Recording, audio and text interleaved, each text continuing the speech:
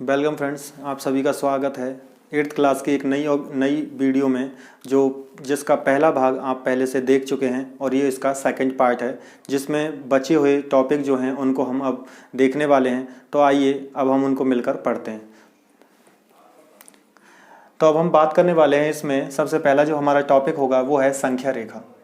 संख्या रेखा जो है वो एक इस प्रकार की एक रेखा है जिसमें हम संख्याओं को पढ़ते हैं। एक सीधी रेखा पर जब हम कुछ निश्चित दूरी पर, ये जो दूरी है ये समान होनी चाहिए प्रत्येक अंक के बीच में, एक निश्चित दूरी पर यदि प्रत्येक अंक को स्थिर कर दें तो यहाँ बनने वाली जो रेखा होगी वो संख्या रेखा कहलाएगी, जिसके मध्य बिंदु को 0 कहा जाता है और जिसके दाईं ओर, सबसे पहले अगर हम बात करें दाईं ओर की जो संख्या है वो धनात्मक होती हैं और इसके जो बाईं ओर है, बाईं ओर की जो संख्याएं हैं वो ऋणात्मक होंगी। जब हम मध्य बिंदु 0 से शुरुआत करें तो 0 के दाईं ओर की सभी संख्याएं धनात्मक होती हैं और 0 से बाईं ओर की सभी संख्याएं ऋणात्मक होती हैं। जब हम किसी भी निश्चित बिंदु से, या हम बात करें -3 की, जैसे यहाँ पर लिखा हुआ है -3, यदि हम -3 से दाईं ओर चलना शुरू करें तो हम कह सकते हैं कि हम संख्याओं को जोड़ रहे हैं। और यदि हम प्लस की संख्या में भी, जैसे 4 है, 4 से यदि हम बाईं ओर चलना शुरू करें तो हम कहेंगे कि हम संख्याओं को घटा रहे हैं। तो ये नंबर लाइन या फिर संख्या रेखा के बारे में एक आधारभूत नियम होता है। इसके पश्चात हमारा जो पहला टॉपिक है वो होगा संख्या रेखा पर परिमेय संख्याओं को समझना। तो आइए अब हम इनको देख लेते हैं कि संख्या रेखा पर कैसे परिमेय संख्याओं को समझा जाता है। तो सबसे पहले हम इसमें से उन संख्याओं को हटा देंगे जो परिमेय संख्याओं को निरूपित नहीं करती हैं।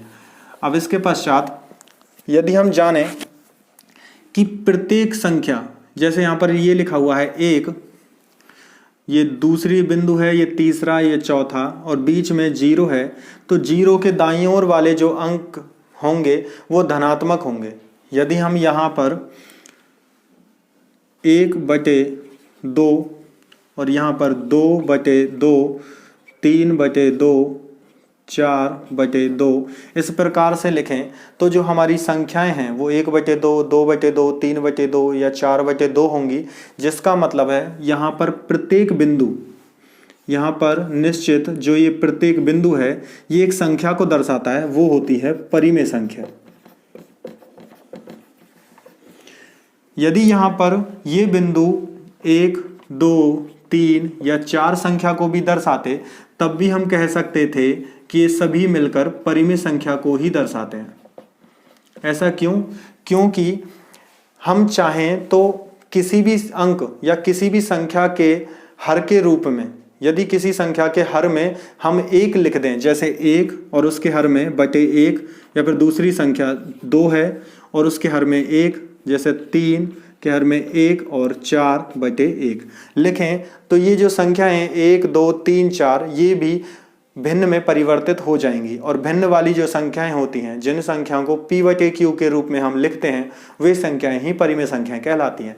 इसीलिए यहाँ पर 1/2, 2/2, 3/2, 4/2 ये सभी संख्याएं परिमेय संख्याएं हैं। परिमेय संख्याओं को 2 प्रकार से लिखा जाता है। एक वे संख्याएं जिनके हर समान हों और एक वे संख्याएं जिनके हर असमान हों।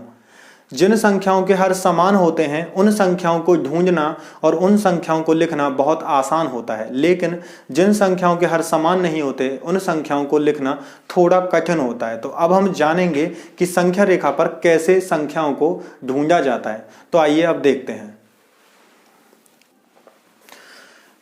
तो देखिए यहाँ पर हमने एक रेखा खींची है जिस पर 0, 1 और 2 बिंदु को लिखा है, लेकिन 0 और 1 के बीच में 2 बिंदु और भी उपस्थित हैं जिनको हम यहाँ एरो से दर्शा सकते हैं, और उसी प्रकार से 1 और 2 के बीच में भी 2 बिंदु स्थित हैं। तो हम इनको अगर ध्यान से देखें तो 0 और 1 के बीच की जो संख्या है उसे 3 भागों में बांटा गया है। सबसे पहला भाग होगा 0 से a के बीच में, दूसरा भाग होगा a से b के बीच में और तीसरा भाग होगा b से 1 के बीच में। तो हम कह सकते हैं कि यहाँ पर जो संख्या है उसे 3 भागों में बांटा गया है। इसका मतलब है जब हम इसे समझना चाहें तो हम जब भिन्न को अंश बटे हर के रूप में लिखते हैं तो यहाँ अंश का जो मान है या अंश का जो मतलब है वो होता है हिस्सा किसी वस्तु या किसी संख्या का, और हर का मतलब होता है वह संपूर्ण वस्तु, संपूर्ण संख्या या संपूर्ण वस्तु।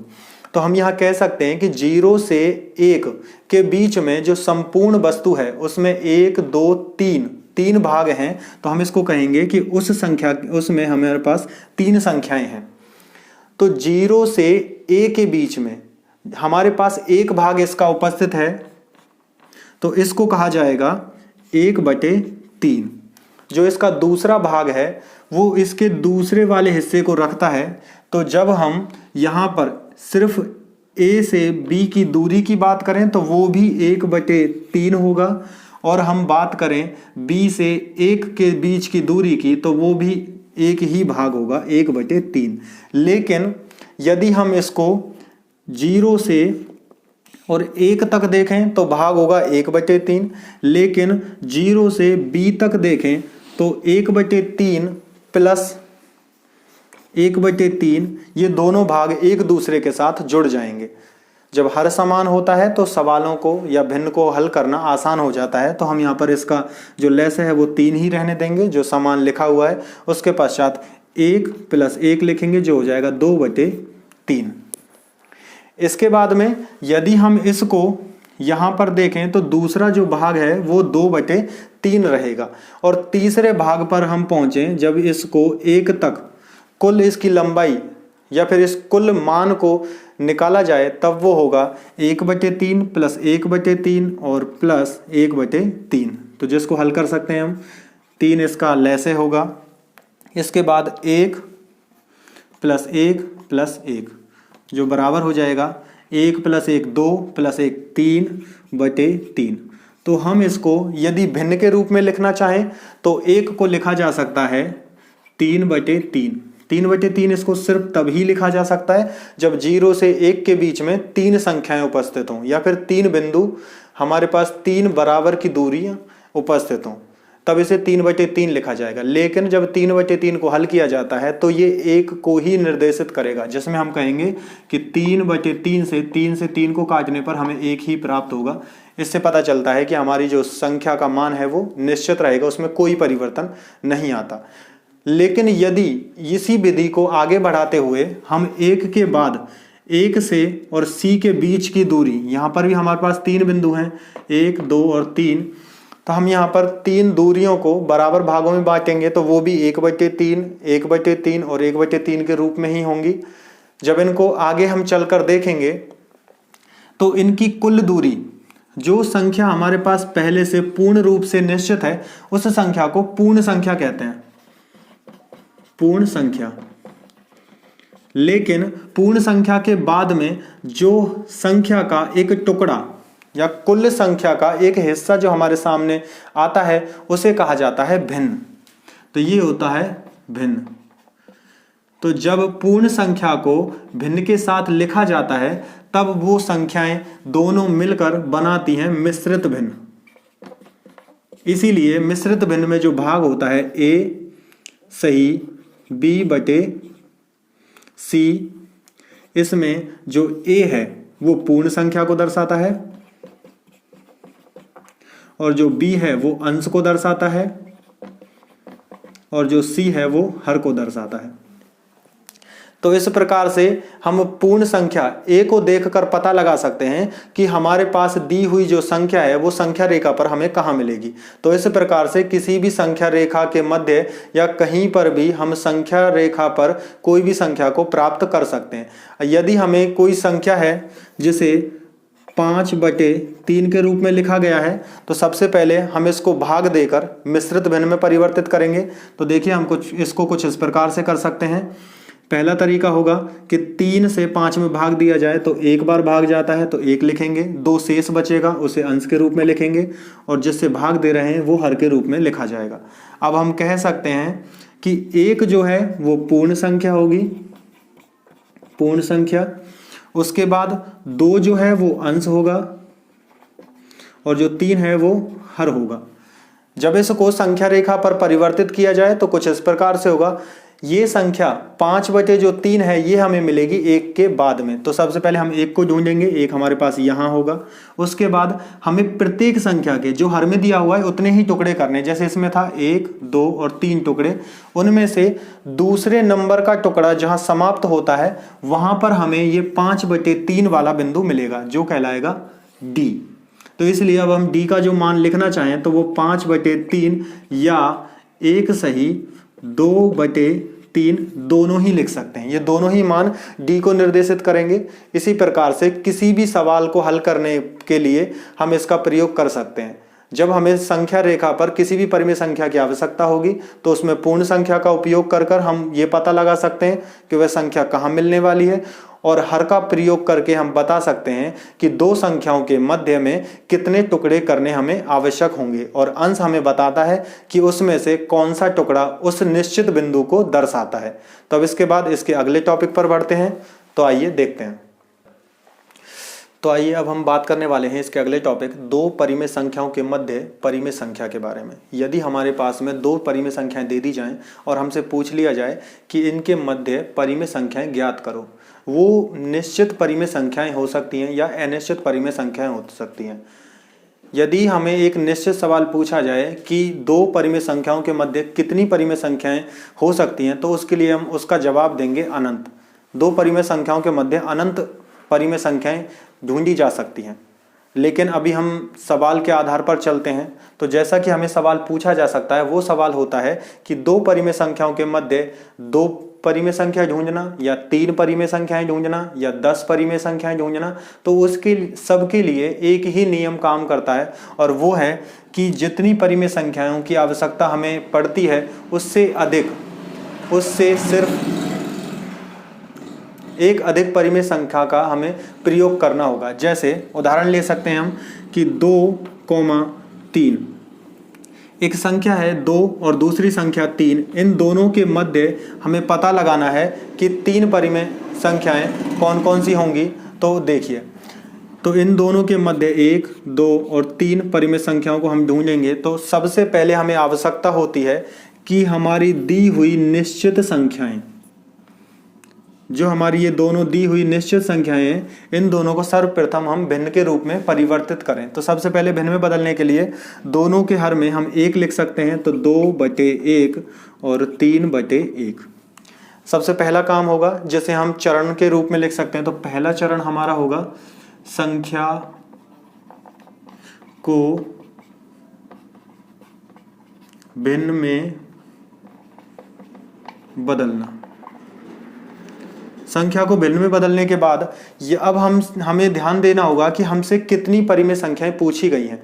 यदि हमसे 4 परिमेय संख्याएं पूछी गई हैं तो हम संख्या 5 का प्रयोग करेंगे, और यदि हमसे 2 परिमेय संख्या पूछी गई हैं तो हम संख्या 3 का प्रयोग करेंगे। जितनी परिमेय संख्याएं हमसे पूछी जाती हैं उससे एक अधिक अंक का प्रयोग करना है। तो इसको हम दूसरे नंबर पर लिखेंगे। नंबर 2, जितनी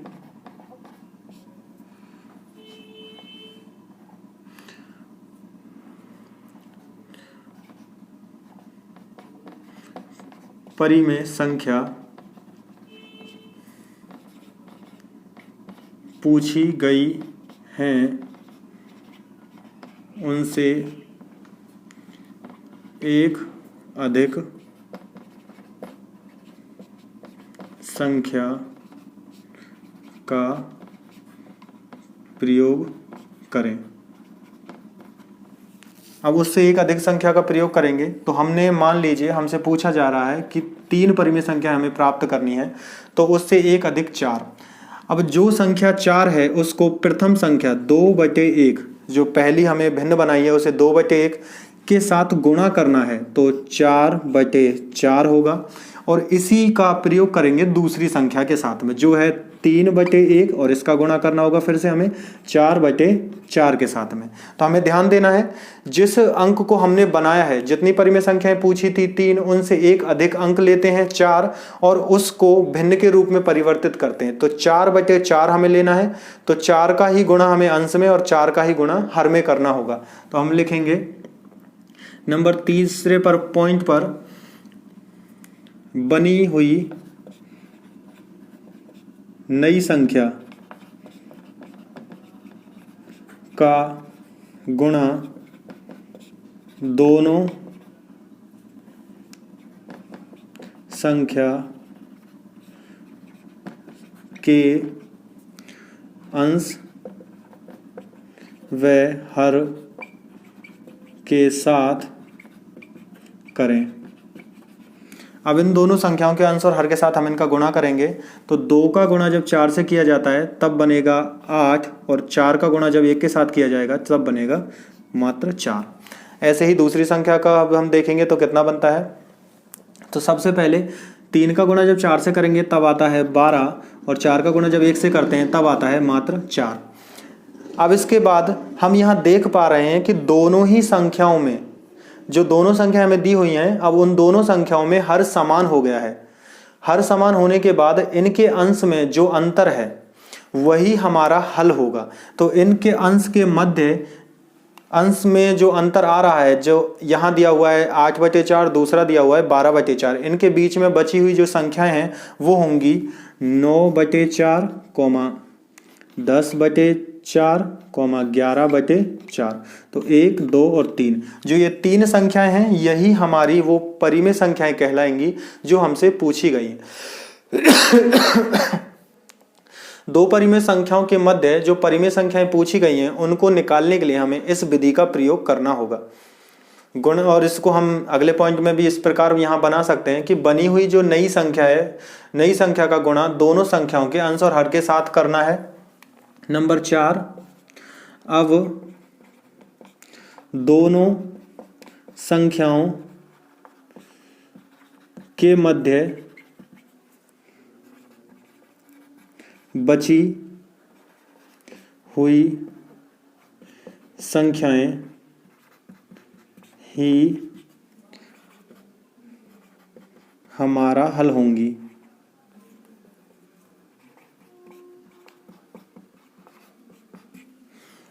अब इसके बाद एक और उदाहरण से हम समझ सकते हैं। तो यहाँ हमने जो उदाहरण देखा वो था कि यदि संख्या हमें पूर्ण रूप से दी गई हो, जो भिन्न के रूप में ना हो, तो हमें उसे भिन्न में परिवर्तित करना होता है। लेकिन कुछ संख्याएं ऐसी हो सकती हैं जो पहले से परिमेय संख्याएं हों, जो भिन्न के रूप में दी गई हों। वो 2 प्रकार की होंगी, या तो उनका जो हर है वो समान हो। यदि हर समान है तो उसे हल करना बहुत आसान होगा क्योंकि हमें उनके अंश के मध्य बची हुई संख्याओं को मात्र ढूंढना होता है। लेकिन यदि उनका हर समान नहीं है तो सबसे पहले हमें उनके हर को समान करना होगा और उसके बाद सवाल को आगे हल करेंगे। तो आइए अब हम इसको सवाल को हल करके देखते हैं। तो आइए अब हम बात करने वाले हैं ऐसी 2 परिमेय संख्याओं की जिनके हर जो हैं वो असमान हैं। जो संख्याएं भिन्न के रूप में पहले से हमें दी हुई हैं लेकिन उनके हर असमान हैं। अब हमें पता लगाना होगा कि इन संख्याओं के लिए कैसे हम परिमेय संख्याएं ढूंढ सकते हैं। और जो परिमेय संख्याएं हम ढूंढने वाले हैं वो संख्याएं होंगी 3। फिर से हम 3 परिमेय संख्याएं ढूंढेंगे और उसके लिए हमें इसी नियम का पालन करना होगा कि 3 परिमेय संख्याएं ढूंढनी है तो हमें उससे एक अधिक संख्या लेनी होगी। तो सबसे पहला काम होता है हमारा संख्या को भिन्न के रूप में परिवर्तित करना। लेकिन यहाँ पर ऑलरेडी हम देख चुके हैं कि संख्याएं पहले से भिन्न में है, तो अब हमारा जो पहला काम है वो थोड़ा सा बदल जाता है। तो पहला काम हमारा था कि जब संख्याएं पूर्ण हों तब उन्हें हम भिन्न के रूप में बदलते हैं। लेकिन यदि पहले से ही संख्याएं भिन्न के रूप में दी हुई हों तो हमें उनके हर को समान करना होगा। तो पहले पॉइंट को हम फिर से यहाँ दूसरे रूप में लिख सकते हैं। सर्वप्रथम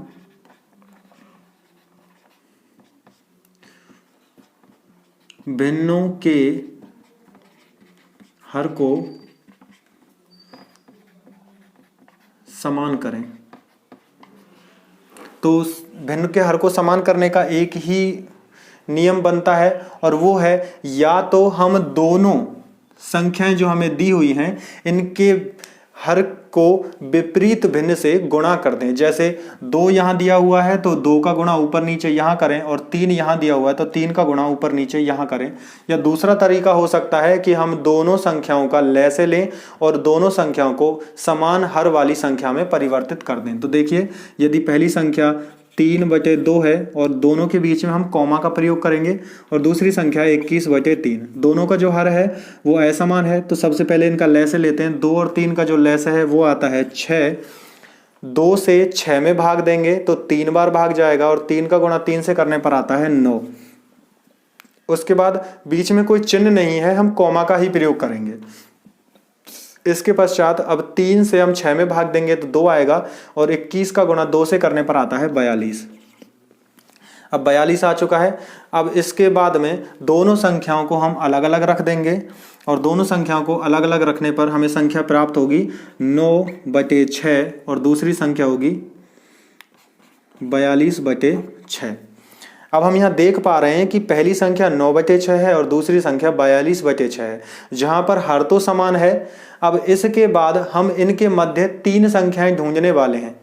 तो हम इसके लिए जो हमने इससे पहले सवाल के लिए जो तरीका अपनाया था, हम उस तरीके को अपना सकते हैं कि इस 3 से एक अधिक संख्या 4 लें और 4 का गुणा दोनों तरफ करने के बाद हम नई संख्या का निर्माण करें। या दूसरा तरीका ये भी हो सकता है, यदि आपको पहले से ही दोनों संख्याओं के मध्य कुछ संख्याएं दिखाई दें, जैसे हम देख पा रहे हैं कि 9/6 और 42/6 के मध्य बहुत सी संख्याएं मौजूद हैं जो हो सकती हैं 10/6, 11/6, 12/6, 13/6, 14/6।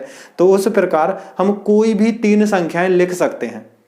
तो हम इसका उत्तर जो है वो 10/6, 11/6, 12/6, 13/6, 14/6, 15/6 और इसी प्रकार से 41/6 के रूप तक लिख सकते हैं।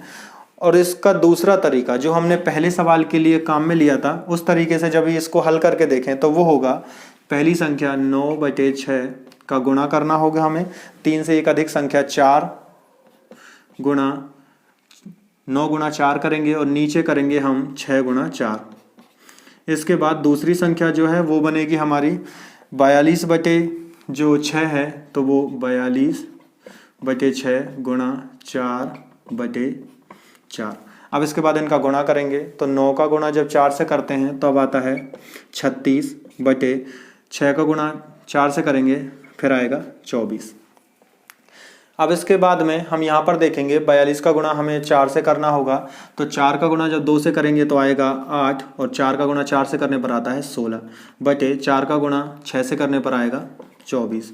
अब हम देख पा रहे हैं कि यहाँ पर 36/24 और 168/24 के मध्य भी बहुत सारी संख्याएं हमें मिल सकती हैं, जिसमें हर समान होने पर फिर से 36 के बाद वाली संख्याएं 37/24 या फिर हम इनको लिख सकते हैं कि 37/24, 38/24, 39/24 और इसी प्रकार से 167/24 तक की जो संख्याएं हैं वो सभी परिमेय संख्याओं को दर्शाएंगी, जिनमें से कोई भी 3 परिमेय संख्याएं लेकर हम इस सवाल को हल कर सकते हैं। तो आपके सामने दोनों तरीके मौजूद हैं। आप चाहें तो पहले तरीके को काम में ले सकते हैं, जिसमें आपको गुणा करने तक की भी आवश्यकता नहीं होगी, और आप चाहें तो पहले तरीके के अनुसार गुणा करने के बाद भी सवाल को हल कर सकते हैं। तो आज के लिए बस इतना ही। अब हम मिलेंगे फिर से एक नई वीडियो में, जिसमें हम बात करेंगे इससे अगले चैप्टर के बारे में। 8th क्लास के चैप्टर नंबर 2 के लिए हम अगली वीडियो में मिलेंगे। और आपको यदि इस प्रश्नावली से जुड़े हुए कोई भी सवाल हो तो आप हमसे कमेंट में जाकर पूछ सकते हैं। कैसा भी आपका सवाल हो उसका जवाब हम जरूर देंगे। आपके सभी कमेंट हम जरूर पढ़ते हैं। थैंक यू, धन्यवाद।